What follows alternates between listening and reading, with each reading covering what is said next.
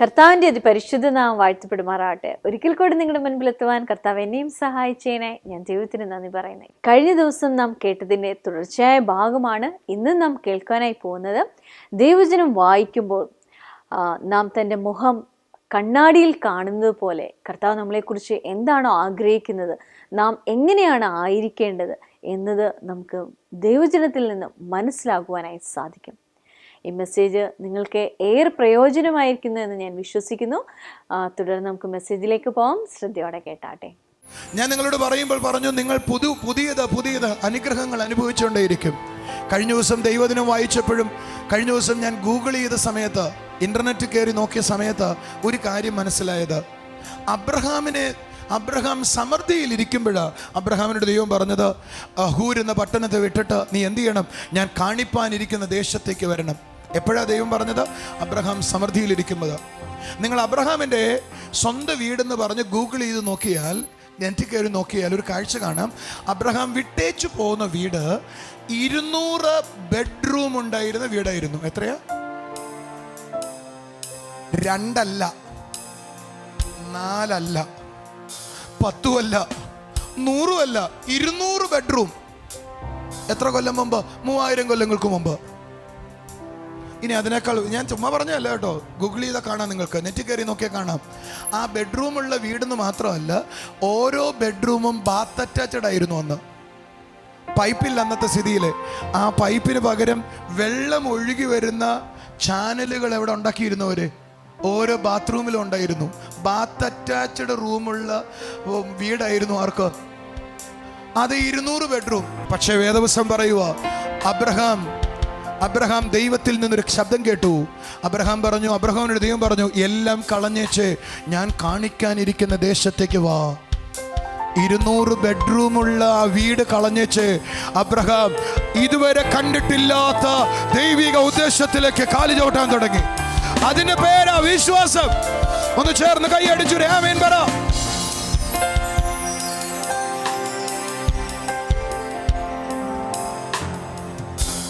ഇനി ഞാൻ പറയുന്നത് ശ്രദ്ധിക്കണേ. ദൈവത്തിന് വേണ്ടിയിട്ട് ഇതൊരു ക്ലോസ് ആണ്, ഇതൊരു ആത്മീയ മർമ്മമാണ്, ഇതൊരു ആത്മീയ രഹസ്യമാണ്. ലീഡേഴ്സ് ആയിരിക്കുന്ന നിങ്ങൾ ഓരോരുത്തരും അറിഞ്ഞിരിക്കേണ്ട കാര്യമായത്. ദൈവരാജ്യത്തിന് വേണ്ടിയിട്ട് എല്ലാത്തിനെയും ചപ്പെന്നും ചവറെന്നും എൻ്റെ മനസ്സുകൊണ്ട് എണ്ണാൻ കഴിയാത്തവരാരും സ്വർഗം പറഞ്ഞ സമൃദ്ധിയുടെ ആഴം കാണുകയില്ല. കൈകളുടെ ചുരി ഹല്ലേലൂയ പറഞ്ഞാട്ട് ഇതൊരു ആത്മീയ രഹസ്യമാണ് ജോഷ. എനിക്ക് എന്ന് സമ്പാദിക്കുന്നവനല്ല, സ്വർഗത്തിനെ ദൈവത്തിനെ അവന്റെ രാജ്യത്തിനെ എന്ന് സമ്പാദിക്കുന്ന ആരെങ്കിലും ഉണ്ടെങ്കിൽ അവരെ ആ ദൈവത്തിന് ഉയർത്താനായി കഴിയുന്നത്. നിങ്ങൾക്കെല്ലാം മനസ്സിലായോ എന്ന് എനിക്കറിയത്തില്ല. ഒരു ചോദ്യം നിങ്ങളോട് നിൽപ്പി ചോദിച്ചോട്ടെ. യേശുവിന് വേണ്ടി സകലതും കളഞ്ഞേച്ചാലും ഞാൻ ഇനി ജീവിക്കുന്നത് യേശുവിന് വേണ്ടി ജീവിക്കുന്ന ആരെങ്കിലും പറയാനുണ്ടോ? അവരുടെ കരമൊന്ന് ഉയർത്തിക്കേ.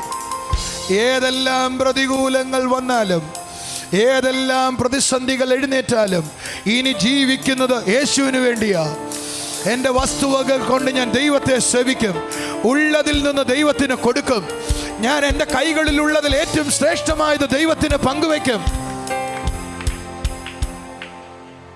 ദൈവസഭയുടെ പ്രശ്നം എൻ്റെ പ്രശ്നമാണ്. നിങ്ങൾക്ക് ആർക്കെങ്കിലും തോന്നുന്നു ഞാൻ പറയുന്നത് എന്താന്ന്? സൗരങ്ങളെ, ഞാൻ പബ്ലിക് മീറ്റിങ്ങുകളിലും ശുശ്രൂഷിക്കും പോകുമ്പോൾ എനിക്ക് സാമ്പത്തികമായി കിട്ടുമായിരുന്നു. 1 രൂപ എൻ്റെ വീട്ടിലെ ആവശ്യത്തിന് ഞാൻ എടുത്തില്ല. എല്ലാം കർത്താവിൻ്റെ വേലക്കിട്ടു. അതിൻ്റെ കണക്ക് എനിക്കറിയില്ല. എൻ്റെ കയ്യിലുള്ളതായിരുന്നു കണക്ക്. 1 രൂപ ഞാൻ വീട്ടിൽ കൊണ്ടുപോയില്ല. ചിലർ ഇന്ന് എന്നെ തിരിഞ്ഞു നോക്കിയിട്ട് ചോദിക്കുന്നുണ്ട്, ബ്രദർ അനുഗ്രഹിക്കപ്പെട്ടത് എങ്ങനെയാന്ന്? മണ്ടന്മാർ. ഒരിക്കൽ ഞാൻ കർത്താവിന് വേണ്ടി ചെലവഴിച്ചത് അവർ കണ്ടില്ല.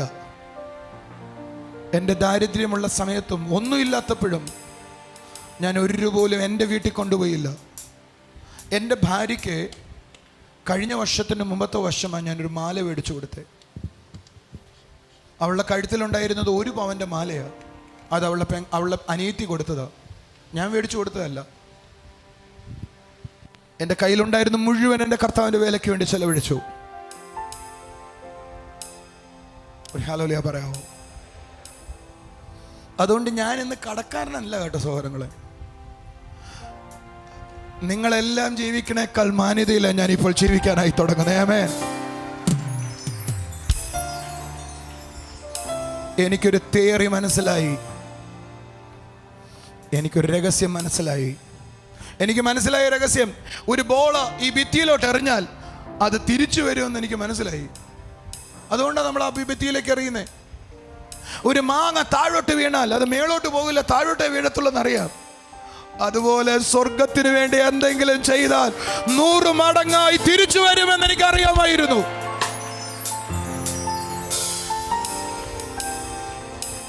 അബ്രഹാം സകലതും വിട്ടേച്ച് പുറത്തു വന്നു. 24-ാം അധ്യായം 1-ാമത്തെ വാക്യം. അബ്രഹാം വയസ്സ് ചെന്നു വൃദ്ധനായി. യഹോവ അബ്രഹാമിനെ സകലത്തിലും അനുഗ്രഹിച്ചു. എന്നതില് സകലത്തിലും അനുഗ്രഹിച്ചു. കരമുയർത്തി എന്ന് പറ, സകലത്തിലും. ശബ്ദമുയർത്തി പറ. ഓ ഹല്ലേലൂയ. ഇനി 13-ാം അധ്യായം അതിൻ്റെ 1-2 വാക്യങ്ങൾ. ഇങ്ങനെ അബ്രഹാമും ഭാര്യയും അവനുള്ളതൊക്കെയും അവനോട് കൂടെ ലോത്തും മിസ്രയീമിൽ നിന്ന് പുറപ്പെട്ടു തെക്കേ ദേശത്ത് വന്നു. കന്നുകാലി, വെള്ളി, പൊന്ന്, ഈ വകയിൽ അബ്രഹാം എക്സ്ട്രീമിലി റിച്ച് ആയിരുന്നു. എല്ലാം കളഞ്ഞേച്ചു വരുമ്പോഴും, അബ്രഹാമിൻ്റെ കയ്യിൽ ഒന്നുമില്ലാതെ വരുമ്പോഴും ആളുകൾ എവിടേക്കാ പോകുന്നത്? മണ്ടത്തരമല്ലേ? പാട്ടുപാടാനും കൊട്ടാനും പോയാൽ നാണംകേടല്ലേ എന്ന് ചോദിച്ച സ്ഥലത്ത് അബ്രഹാം പറഞ്ഞു, ദൈവം വിളിച്ചു, ഞാൻ ഇറങ്ങി പുറപ്പെടുകയാ. ദൈവം എന്നോട് പറഞ്ഞു, ഞാൻ ഇറങ്ങി ചെല്ലുകയാ. കൂടെ ഉണ്ടെങ്കിൽ കൈ അടിച്ചൊരു ഹല്ലേലൂയ പറഞ്ഞാട്ടെ. സ്വർഗം അവനെ കടക്കാരനായിരുന്നില്ല. 5-ാമത്തെ വാചകം. അബ്രഹാമിനോട് കൂടെ വന്ന ലോത്തിനും ആടുമാടുകളും കൂടാരങ്ങളും ഉണ്ടായിരുന്നു. അബ്രഹാമിന്റെ കൂടെ കൂടിയാലും ലോത്ത് അനുഗ്രഹിക്കപ്പെടും. കൂടെ നിൽക്കുന്ന ശുശ്രൂഷകർക്കൊന്ന് മനസ്സിലായാൽ കൊള്ളാം കേട്ടോ. അടുത്ത വാചകം. അവർക്ക് ഒന്നിച്ചു പാർക്കാൻ തക്കവണ്ണം ദേശത്തിന് അവരെ വഹിച്ചുകൂടായിരുന്നു. സമ്പത്ത് വളരെ ഉണ്ടായിരുന്നത് കൊണ്ട് അവർക്ക് ഒന്നിച്ചു പാർക്കാൻ കഴിഞ്ഞില്ല. വളരെ ഉണ്ടായിരുന്നു. അടുത്തിരിക്കുന്നവരോട് പറഞ്ഞ്, എങ്ങനെ ഉണ്ടായിരുന്നു? കുറച്ചല്ല കേട്ടോ.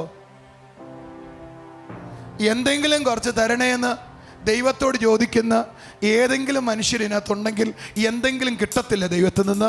അവൻ തരുവാണെങ്കിൽ സമൃദ്ധിയിലേ തരുകയുള്ളൂ, വളരെ തരുകയുള്ളൂ. ഹല്ലേലൂയ. നിങ്ങളുടെ അകത്ത് ആ വിശ്വാസം വന്നോ? എത്ര പേരുടെ അകത്ത് ആ വിശ്വാസമുണ്ട്? എങ്കിൽ ഞാൻ നിങ്ങൾക്ക് വേണ്ടി പ്രാർത്ഥിക്കട്ടെ.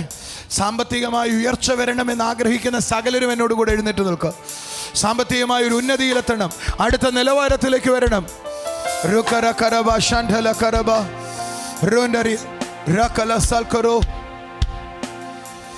വലിയ സ്വപ്നങ്ങളുള്ളവർക്കായി സ്തോത്രം.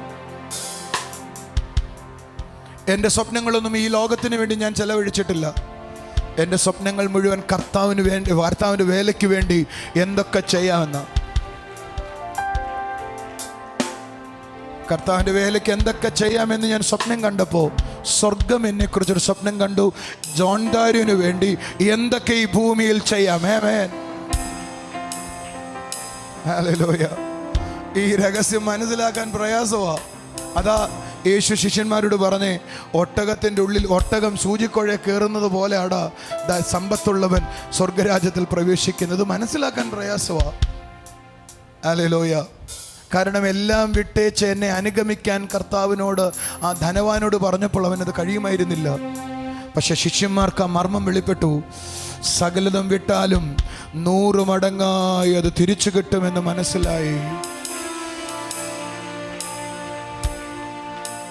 ചില ആളുകൾ എന്നോട് ചോദിക്കാറുണ്ട്, എല്ലാം വിറ്റാലും എന്ന് പറഞ്ഞാൽ അർത്ഥം എന്താ? ഞാൻ വിശ്വാസത്തിൽ വന്നപ്പോൾ എൻ്റെ അറിവിൽ അത് അന്ന് എനിക്ക് മനസ്സിലായത്, എല്ലാം വിൽക്കുക എന്ന് പറഞ്ഞാൽ അക്ഷരികമായി എല്ലാം വിൽക്കുക എന്നതായിരുന്നു. അതുകൊണ്ട് ഞാൻ അക്ഷരികമായി എൻ്റെ വീട് കൊടുത്തു, 0 ബാലൻസിലേക്ക് വന്നു. ഒന്നുമില്ല എൻ്റെ കയ്യിൽ, എല്ലാം വിറ്റു.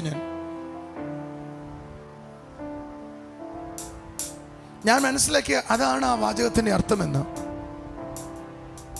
എന്നാൽ ഇന്ന് എനിക്കൊരു കാര്യം അറിയാം, നിങ്ങളുടെ വസ്തുവകകളൊന്നും നിങ്ങൾക്ക് കർത്താവിനെ സേവിക്കേണ്ടതിന് തടസ്സമാകാതിരിക്കുക. അതാ എൻ്റെ അർത്ഥം.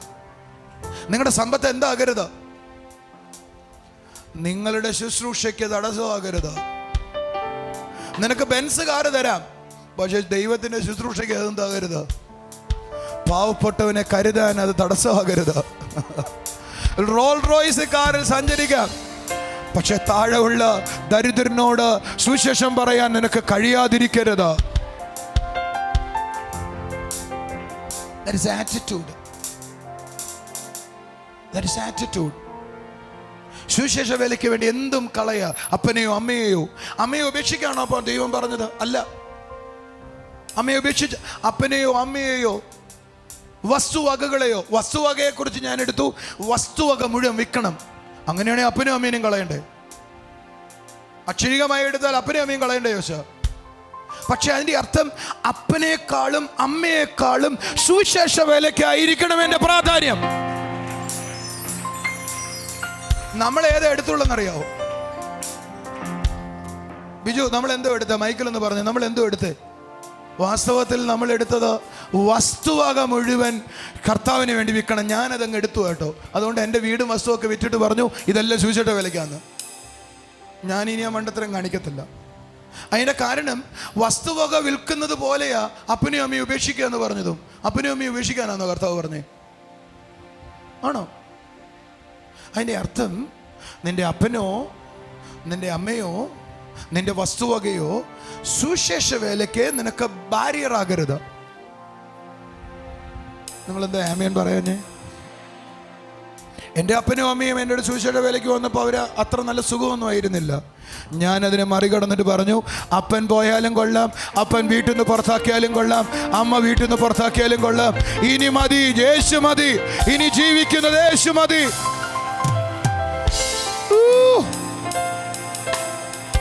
ഇനി ജീവിക്കുന്നത് യേശു മതി. എൻ്റെ ചർച്ചയിൽ വരുന്ന ആരോ ഒരാളോട് പറഞ്ഞു, നീ സുവിശേഷ വേലയ്ക്ക് പോയാൽ ഒരു തുണ്ടം വസ്തു ഞാൻ നിനക്ക് എഴുത്തരത്തില്ലെന്ന് അപ്പൻ പറഞ്ഞു. അപ്പനോട് ദൈവം പറഞ്ഞു, ഒരു തുണ്ടം വസ്തു തന്നില്ലെങ്കിലും ഞാൻ ഇനി സുവിശേഷ വേലയ്ക്ക് പോകത്തുള്ളൂ. ആറ്റിറ്റ്യൂഡാ. സമ്പത്തിന് ആ വ്യക്തിയെ ഹോൾഡ് ചെയ്യാൻ പറ്റില്ല, കാശിന് ആ വ്യക്തിയെ തടയാൻ പറ്റരുത്, അമ്മയ്ക്കോ അപ്പനെയോ സഹോദരങ്ങളൊക്കെ അവരെ തടയാൻ പറ്റരുത്. ഏറ്റവും ഫസ്റ്റ് പ്രയോറിറ്റി യേശുവിനും അവൻ്റെ വേലയ്ക്കുമാണെന്നുള്ള ആ വലിപ്പമുള്ള ആഴമാത്. ഞാനും എനിക്കുള്ളത് മുഴുവനും അങ്ങയ്ക്കുള്ളതാ കർത്താവ്. അങ്ങയുടെ വേലയ്ക്കോ അങ്ങയുടെ ആരാധനയ്ക്കോ ഇതൊന്നും എനിക്ക് തടസ്സമാകത്തില്ല. Hallelujah, hallelujah. ഞാനൊരു വാചകം പറയട്ടെ, നിങ്ങൾക്ക് എത്ര നല്ല ജോലിയാണ് ഞായറാഴ്ചയെങ്കിലും പോകരുത്. പോകുന്നെങ്കിൽ അത് നിങ്ങളെ ഭരിക്കുന്നു എന്നർത്ഥം. ഗവൺമെൻറ് ജോലിയിലുള്ളവരുണ്ട്, ജോലി പോകുമെന്ന സാഹചര്യമുള്ളവരുണ്ട്, അവരോടല്ല ഞാൻ പറയുന്നത് കേട്ടോ.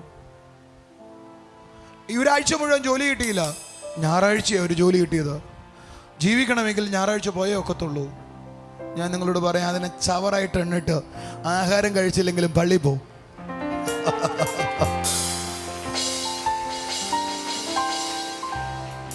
ഗ്യാരണ്ടി ഞാൻ പറയാം, ആ ആറ്റിറ്റ്യൂഡിനെ സ്വർഗം മാനിക്കുവാനായി തുടങ്ങും. ആമേൻ.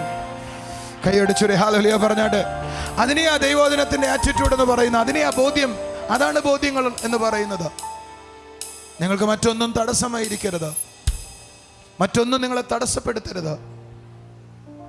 ആരൊരാൾ പറഞ്ഞു, എൻ്റെ അമ്മായിപ്പൻ ഗൾഫിൽ നിന്ന് വരുവാ, അതുകൊണ്ടാണ് പള്ളി വരാഞ്ഞേ. എനിക്ക് ആ മനുഷ്യനെ നോക്കിയിട്ട് സങ്കടം തോന്നി. സുവിശേഷ വേലയ്ക്ക് ഡെഡിക്കേറ്റഡ് ആയവന് അപ്പനോ അമ്മയോ വസ്തുവകയോ നിന്നെ തടയരുത്.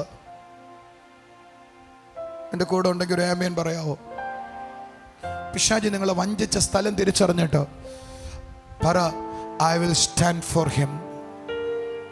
പറ, യേശുവേ, ഇപ്പോൾ ഉണ്ടോ ഇല്ലയോ, ഇപ്പൊ എൻ്റെ കൈകളിൽ ഉണ്ടോ ഇല്ലയോ, ഇനി ഞാൻ നിൽക്കുന്നത് കർത്താവിന് വേണ്ടി മാത്രമേ നിൽക്കത്തുള്ളൂ. ഓ ഹല്ലേലൂയ, വണ്ടർഫുൾ ജീസസ്. അങ്ങനെ എത്ര പേര് ഉള്ളിൻ്റെ ഉള്ളിൽ തീരുമാനമെടുത്തവരുണ്ട് ഇതിനകത്ത്? അവരുടെ കരമൊന്ന് ഉയർത്തിപ്പിടിച്ച് ഞാൻ നിങ്ങൾക്ക് വേണ്ടി ഒരു വാക്ക് പ്രാർത്ഥിക്കുക. ഫാദർ, അങ്ങയുടെ വലിയ സാന്നിധ്യത്തിനായി നന്ദി അപ്പ. ഇവരുടെ തീരുമാനത്തെ അങ്ങേക്ക് അറിയാമപ്പ. അങ്ങ് ഇവരെ അറിയുന്നു കർത്താവേ. ഹല്ലേലൂയ. വസ്തുവകയോ ജീവിതമോ ഒന്നും തടസ്സമാകരുത്. അതിനു പകരം യേശുവേ അങ്ങായിരിക്കട്ടെ, ഇവരുടെ സുവിശേഷം അങ്ങേ സുവിശേഷമായിരിക്കട്ടെ, ജീവിതം കർത്താവിനോടുള്ള ബന്ധമായിരിക്കട്ടെ. First priority. ഈ കരമുയർത്തി എന്നോടൊപ്പം പ്രാർത്ഥിക്കുന്നവരൊക്കെ എല്ലാ മേഖലയിലും അനുഗ്രഹിക്കപ്പെടട്ടെ, എല്ലാ മേഖലയിലും അനുഗ്രഹിക്കപ്പെടട്ടെ, എല്ലാ മേഖലയിലും അനുഗ്രഹിക്കപ്പെടട്ടെ. എന്നോടൊപ്പം കരമുയർത്തി പറഞ്ഞ്, ഞാൻ സമൃദ്ധിയിലായിരിക്കുന്നതാണ് ദൈവത്തിനിഷ്ടം. എൻ്റെ സമൃദ്ധിയിലാണ് ദൈവം സന്തോഷിക്കുന്നത്. എൻ്റെ ആരോഗ്യത്തിലാണ് ദൈവം സന്തോഷിക്കുന്നത്. എൻ്റെ മടങ്ങി വരവിലാണ് ദൈവം സന്തോഷിക്കുന്നത്. എന്നെ തിരിച്ചു കിട്ടുന്നതിലാണ് ദൈവം സന്തോഷിക്കുന്നത്. ദൈവം സന്തോഷിക്കുന്നത്. ഹല്ലേലൂയ. ഞാൻ തകരുന്നതിലല്ല, ഞാൻ രോഗിയാകുന്നതിലല്ല, ഞാൻ തകരുന്നതിലല്ല, ഞാൻ പ്രശ്നത്തിലായിരിക്കുന്നതിലല്ല. ദൈവം സന്തോഷിക്കുന്നത് ഞാൻ അനുഗ്രഹം അനുഭവിക്കുമ്പോഴാണ്. ദൈവജനത്തിൽ നാം ഇങ്ങനെ വായിക്കുന്നു, അബ്രഹാം മഹാധനികനായിരുന്നു എന്ന്. എന്നാൽ അബ്രഹാം തനിക്കുള്ളതെല്ലാം വിട്ടേച്ചിട്ടാണ് കർത്താവ് തനിക്കായി ഒരുക്കിയിരിക്കുന്ന ആ ദേശത്തേക്ക് പുറപ്പെടുവാൻ ഇടയായിത്തീരുന്നത്. ഒരു ദേശത്തിന് ഉൾക്കൊള്ളുവാൻ കഴിയാത്ത വിധത്തിൽ ദൈവം സമ്പത്ത് കൊണ്ട് അബ്രഹാമിനെ അനുഗ്രഹിക്കുവാൻ ഇടയായിത്തീർന്നു. നാം ഓരോരുത്തരും കർത്താവിലായിരിക്കുന്ന നാം ഓരോരുത്തരും ദൈവിക നന്മകൾ കൊണ്ട് നിറയപ്പെടണമെന്നാണ് കർത്താവ് ആഗ്രഹിക്കുന്നത്. കർത്താവിൻ്റെ സ്നേഹത്തിൽ നമുക്ക് ഓരോരുത്തർക്കുമായിരിക്കാം. ദൈവജനത്തിന് ഒത്തവണ്ണം ആയിരിക്കുവാൻ കർത്താവ് നമ്മളെ ഓരോരുത്തരെയും സഹായിക്കട്ടെ. നമുക്കിനി ചില സാക്ഷ്യങ്ങൾ കാണാം.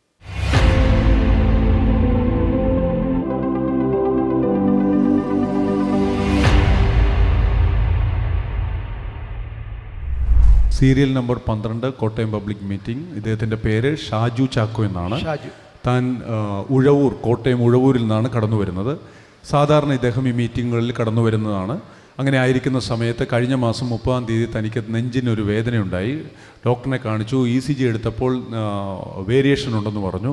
അങ്ങനെ ആയിരിക്കുന്ന സമയത്ത് താൻ ഇവിടെ മീറ്റിങ്ങിന് വന്നതിൻ്റെ പേരിൽ ആ ദൈവവചനം കേൾക്കുകയും അത് വിശ്വസിച്ചിട്ട് പുള്ളി ഈ ബ്രദർ ആ സമയത്ത് പ്രാർത്ഥിച്ചതിൻ്റെ ഫലമായിട്ട് രണ്ടാമത് ECG എടുത്തപ്പോൾ ഒരു കുഴപ്പമില്ലെന്നാണ് പറയുന്നത്. വലിയൊരു കാര്യമാണല്ലോ. ഈ ബ്രദറിന് ദൈവവചനത്തിൻ്റെ ബോധ്യം. നമ്മുടെ ജോൺ ബ്രദറിൻ്റെ അടുക്കൽ വന്നിട്ട് ആ ദൈവവചനം കേട്ടപ്പോൾ ബ്രദറിൻ്റെ ഉള്ളിലുണ്ടായ ധൈര്യം, ആ ധൈര്യം നിമിത്തം ബ്രദറിനെ പ്രാർത്ഥിക്കുവാനായിട്ടിടയായല്ലേ? ധൈര്യമുണ്ടായി പ്രാർത്ഥിക്കുവാൻ. ദൈവവചനം പറയുക, ബൈബിളിലൊരു വാക്യമുണ്ട്, കരുണ ലഭിപ്പാൻ തത്സമയത്ത് സഹായത്തിലുള്ള ആ കൃപ പ്രാപിപ്പാനായി ധൈര്യത്തോടെ കൃപാസനത്തേക്ക് ചെല്ലുവാനായിട്ട്. നമ്മുടെ ആ ബ്രദറിൻ്റെ ദൈവവചന ശുശ്രൂഷ നിമിത്തം ഈ ബ്രദറിനുണ്ടായ സൗഖ്യമാർത്ത് ദൈവത്തിന് സ്തോത്രം ചെയ്യാം. ഓക്കെ ബ്രദറെ, God bless. Serial number 25 Kottayam public meeting. ഈ അപ്പച്ചൻ്റെ പേര് അശോകൻ എന്നാണ്. താൻ ആലപ്പുഴയിൽ നിന്നാണ് കടന്നു വരുന്നത്. ഈ അപ്പച്ചൻ സാക്ഷ്യപ്പെടുത്തുന്നത് 20 വർഷമായിട്ടുണ്ടായിരുന്ന ഷുഗർ രോഗത്തിൽ നിന്നും കർത്താവ് പരിപൂർണമായും വിടുതൽ ലഭിച്ച സാക്ഷ്യവുമായിട്ടാണ് താനായിരിക്കുന്നത്. കഴിഞ്ഞ 20 വർഷത്തിന് മുകളിലായി ഇദ്ദേഹത്തിന് ഷുഗർ രോഗം ഉണ്ടായിരുന്നു. ആ രോഗം നിമിത്തം രോഗം മൂർച്ഛിച്ചിട്ട് വിരൽ വരെ കട്ട് ചെയ്തിരുന്നു. അതെ, വിരൽ മുറിച്ചിരുന്നു. പക്ഷെ കഴിഞ്ഞ മീറ്റിംഗിൽ 2 വിരലിന്റെയും 2 കാലിന്റെയും തള്ളവിരല് മുറിച്ചു മാറ്റിയിരുന്നു. എന്നാൽ കഴിഞ്ഞ മീറ്റിംഗിൽ വന്ന് പ്രാർത്ഥിച്ചു. അപ്പച്ചൻ പറയുകയാണ്, എത്ര മെഡിസിൻ എടുത്താലും 200 മുകളിൽ തന്നെ ആയിരിക്കും എപ്പോഴും ഷുഗർ.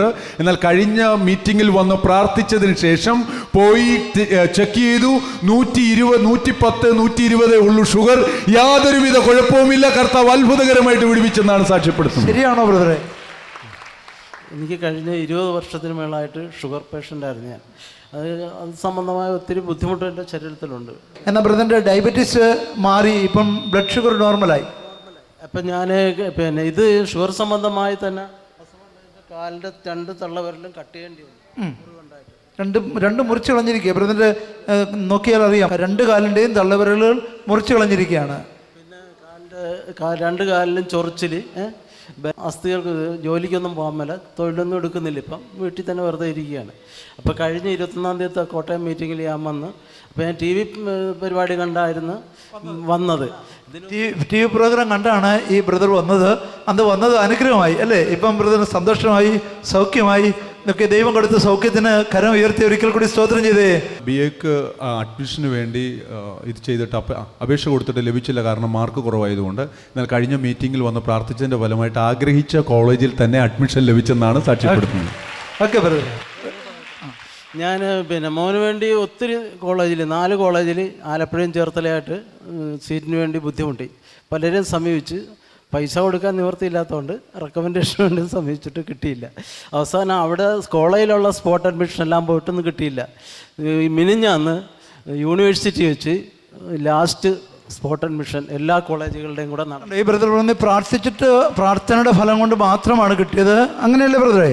അങ്ങനെയാണ് കിട്ടിയത്. പല വിധത്തിലും ബ്രദർ പരിശ്രമിച്ചിട്ടും ബ്രദറിന് കിട്ടിയില്ല. എന്നാൽ പ്രാർത്ഥിച്ചപ്പോൾ ദൈവം അതിന് പ്രവൃത്തി ചെയ്തു. ശരി ബ്രദറെ. ഞങ്ങൾ അവിടെ പോയി പിന്നെ ഞങ്ങൾ ഉദ്ദേശിച്ച കോളേജിൽ തന്നെ ഉദ്ദേശിച്ച സബ്ജക്റ്റ് തന്നെ കിട്ടി. വളരെ സന്തോഷം. ഓക്കെ, അതെ, കർത്താവിന് നന്ദി. ഓക്കെ. സിസ്റ്റർ പേര് ബിന്ദു സജി എന്നാണ്. ഇവിടെ കാഞ്ഞിരമറ്റം, കോട്ടയം കാഞ്ഞിരമറ്റം നിന്ന് വരുന്നത്. തൻ്റെ മകൾക്ക് ഒരു അത്ഭുത വിടുതൽ ലഭിച്ച കാര്യമാണ് അമ്മ സാക്ഷി പറയാൻ നിൽക്കുന്നത്. പഠിച്ചതിന് ശേഷം ജോലിക്ക് വളരെ ആഗ്രഹിച്ചിരുന്നു. പക്ഷേ ആ ജോലി കിട്ടാൻ ചെറിയ ബുദ്ധിമുട്ടുകളുണ്ടായിരുന്നു. ആ സമയമാണ് നമ്മുടെ ഡെലിവൻസ് മീറ്റിങ്ങിൽ ഇവർ വന്നു പ്രാർത്ഥിച്ചു. അതിനുശേഷം അവർ പറയുന്നത് അഹമ്മദാബാദിൽ അവിടെ ടാറ്റ കൺസൾട്ടറിയിൽ അനുഗ്രഹിക്കപ്പെട്ട ഒരു ജോലി കിട്ടിയെന്നാണ് സിസ്റ്റർ നമ്മളോട് സാക്ഷ്യപ്പെടുത്തുന്നത്. ജോലി കിട്ടാൻ ബുദ്ധിമുട്ടായിരുന്നു. പഠിച്ചിറങ്ങി ഉടനെ മോൾ ആഗ്രഹിച്ച വിധത്തിൽ തന്നെ നമുക്ക് ജോലി പ്രാർത്ഥിച്ചുകൊണ്ടാ കിട്ടിയെന്ന് നമുക്ക് പറയാൻ പറ്റും. അതെ അതെ അതെ. ഞാൻ അന്ന് അഞ്ചലിലായിരുന്നു. മോൾ ഇൻ്റർവ്യൂവിന് പങ്കെടുക്കുമ്പോൾ ഞാൻ അഞ്ചലിലായിരുന്നു. അപ്പം അഞ്ചലിൽ ഡെലിവറി ക്യാമ്പിന് വന്നിരിക്കുകയായിരുന്നു. അപ്പം അഞ്ചലിൽ ഡെലിവറി ക്യാമ്പിന് വന്നിരിക്കുമ്പോൾ ആൻറ്റി അവിടെ നിന്ന് പ്രാർത്ഥിച്ചു. അപ്പോൾ മോള് ആഗ്രഹിച്ച ജോലി തന്നെ ഈ അമ്മയുടെ മകൾക്ക് കിട്ടിയെന്നാണ് അമ്മ സാക്ഷ്യപ്പെടുത്തുന്നത്. ദൈവത്തിന് സ്തോത്രം ചെയ്തോട്ടെ. Kottayam public meeting serial number 15. ഈ ആൻറ്റിയുടെ പേര് സിന്ധു സജീന്ദ്രൻ എന്നാണ്. ഇവിടെ ആലപ്പുഴയിൽ നിന്ന് വരുന്നത്.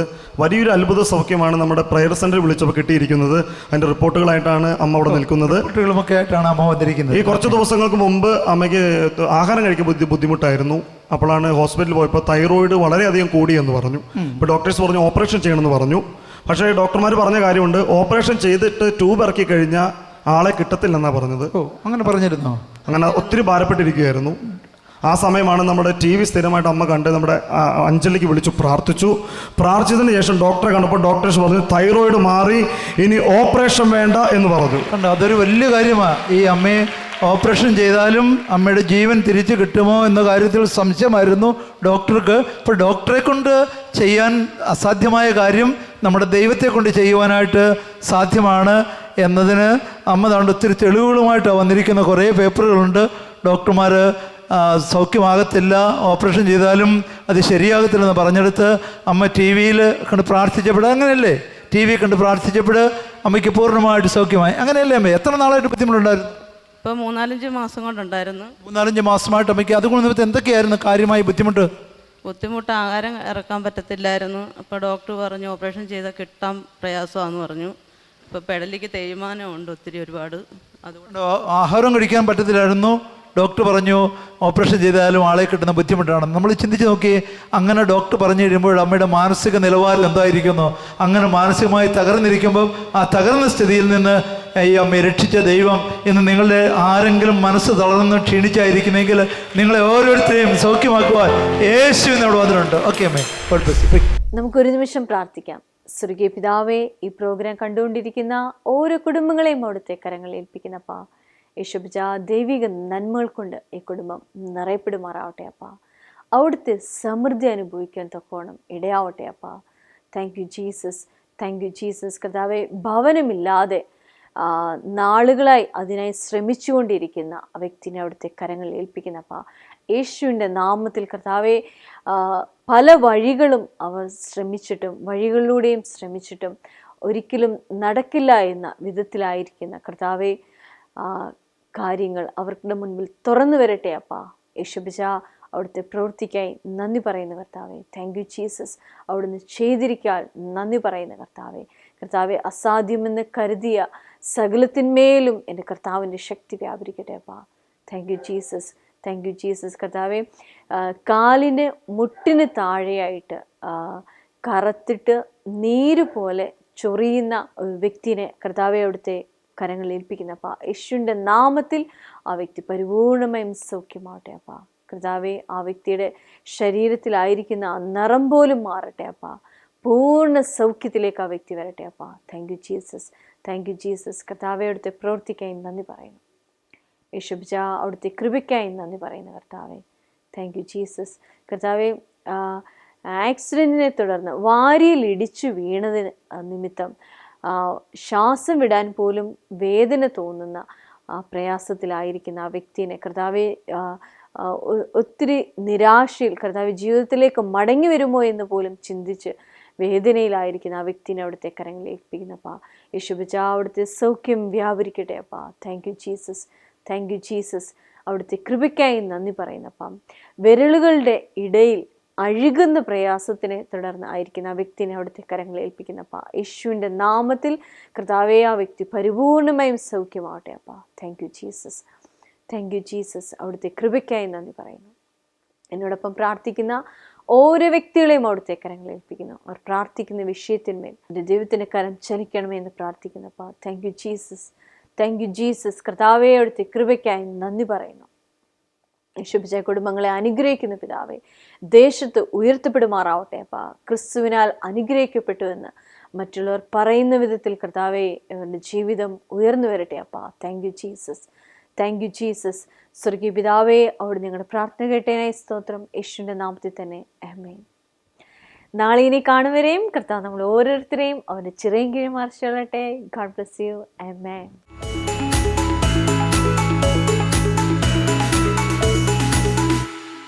ഞങ്ങളുടെ വിലാസം: Jesus world global worship centre, Anchal, Kollam, Kerala.